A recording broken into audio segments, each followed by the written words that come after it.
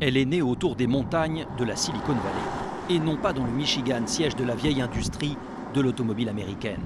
La nouvelle coqueluche de la Californie, entièrement électrique, est considérée comme la voiture du futur. C'est en effet la première née du monde de l'Internet. Le constructeur Tesla s'est d'ailleurs installé à 2 pas du siège de Google. Il est en train de révolutionner le monde de l'automobile, et vous allez comprendre pourquoi.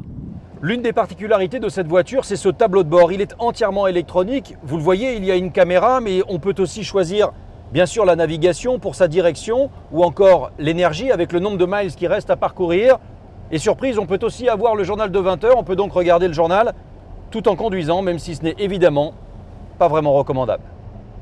Fini les boutons traditionnels. C'est la tablette qui permet de faire tous les réglages, jusqu'aux préférences de conduite, comme la puissance de freinage. Et puis bien sûr, il y a le GPS, la température ou encore le toit ouvrant. Pour ces acheteurs, c'est une révolution.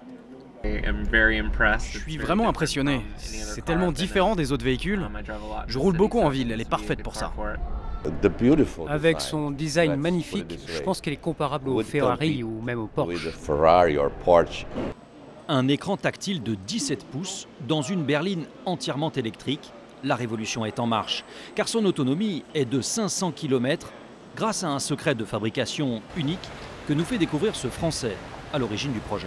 Donc là, c'est la batterie qui est installée sous le plancher de la voiture, qui s'intègre à la voiture, qui fait partie de la structure de la voiture, tout en aluminium, donc qui est quand même relativement léger. Une batterie au lithium intégré, une première dans le véhicule de Monsieur Tout-le-Monde. Tesla produit 30 000 véhicules de ce type chaque année.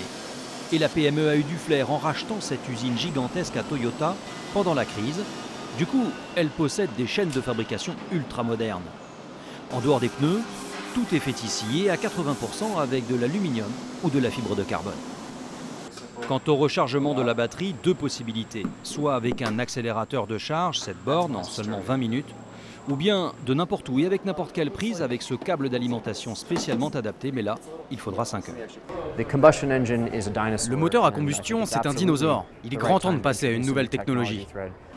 Une révolution qui a un prix. Ce modèle est proposé 60 000 € aussi bien aux États-Unis qu'en Europe, mais la marque pourrait sortir un modèle électrique 2 fois moins cher d'ici quelques années.